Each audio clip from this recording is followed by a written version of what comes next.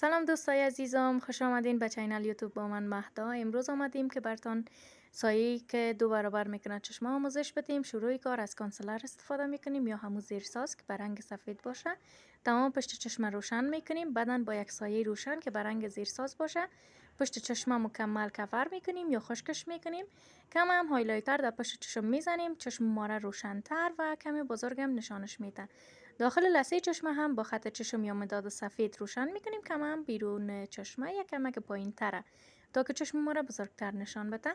بعدا با قلم فید پشت چشم شروع میکنیم به سایه زدن به صورت رفت و برگشت تا آخر ابرو یا زیر ابرو مکمل سایه میزنیم و تا پایان ابرو هم امتدادش میبریم.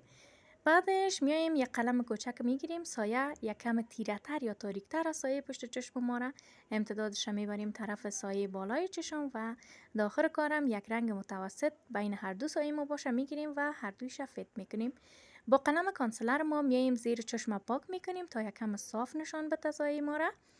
بعد از اینکه زیر چشم ما را پاک کردیم میایم خط چشم ما را میزنیم، کوشش میکنیم خط چشم البته دختران متوجه باشین خط چشم که میزنیم در سایه عروسانه باید از خود سایه چشم استفاده کنیم.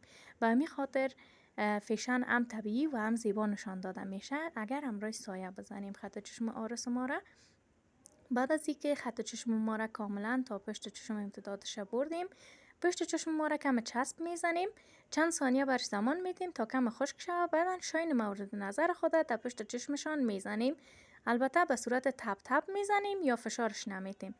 میرسیم به خط چشم یا خط کنج چشم که شما میگین، این هم همراه سایه میکشیم و قبل از اینکه مژه بانیم اول مژه خود چشم کاملا ریمل میزنیم، اگه نیاز بودم قاطش میکنیم. بعدا مژه را میمانیم در وسط چشم، کمی که خود گرفت از طرف بالا و پایین به چشم میمانیمش و کاملا مطمئن میشیم که چسب خود گرفته باشه تا مژه ما در وسط محفل نریزه یا پایین نفته.